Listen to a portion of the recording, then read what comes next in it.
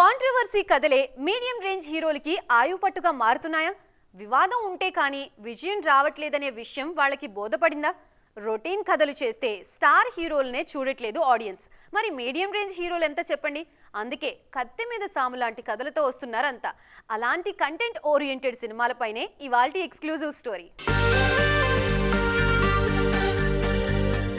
ఈ ఒక్క టీజర్ చాలు విశ్వక్ సేన్ నెక్స్ట్ ఎలాంటి కంటెంట్తో సినిమా చేస్తున్నారో చెప్పడానికి. రాజకీయమే వివాదం అనుకుంటే అందులో మరింత లోతుగా ఆ సినిమా ఉండబోతుందని టీజర్ చెప్తుంది. మరీ ముఖ్యంగా ఈ విజువల్స్ రియల్ పాలిటిక్స్ ని గుర్తు చేసేలా ఉన్నాయి. మరోవైపు నాని ప్యారడైజ్ కూడా ఊహించినంత స్ట్రాంగ్ కంటెంట్తో వస్తుంది. దసరాలోనే రా అండ్ రస్టిక్ టేకింగ్ తో పిచ్చెక్కించారు శ్రీకాంత్ ఓదెలా. ఈసారి కళ్లెం లేని గుర్రంలా దూసుకుపోతున్నారీనా. పిల్లలు అటు సైడ్ కూడా రావద్దని ముందే చెప్పారు నేచురల్ స్టార్. పాత బస్తీ రౌడీజంతో పాటు రాజకీయాలు ప్యారడైజ్ లో ఉన్నాయి. విజయ్ దేవరకొండ రౌడీ జనార్దన కంటెంట్ పరంగా చాలా స్ట్రాంగ్. కెరీర్ లో ఫస్ట్ టైం ఊరమాస్ అవతారంలోకి మారిపోయారు రౌడీ బాయ్. గోదావరి జిల్లాల రాజకీయం ప్లస్ రౌడీజం చుట్టూ తిరిగే కథతో రవికిరణ్ కోలా రౌడీ జనార్దన తెరకెక్కిస్తున్నారు. ఇక రాహుల్ సంకృత్యన్ సినిమా సైతం పీరియడ్ కంటెంట్ తో వస్తుంది.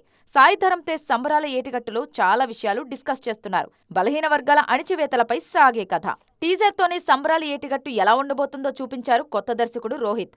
ఇక అఖిల్ నటిస్తున్న లెనిన్ సీమపరువు హత్యలపై సాగే కథ అంటున్నారు. ఈసారి ఎవరి ఊహకు అందనంత బలమైన కథతో వస్తున్నారు అక్కినేని వారసుడు. నాగ చైతన్య వృషకర్మ దేవుడి మీద సాగే మిస్టిక్ థ్రిల్లర్. మొత్తానికి మన హీరోలంతా కంటెంట్ తో కొడుతున్నారు.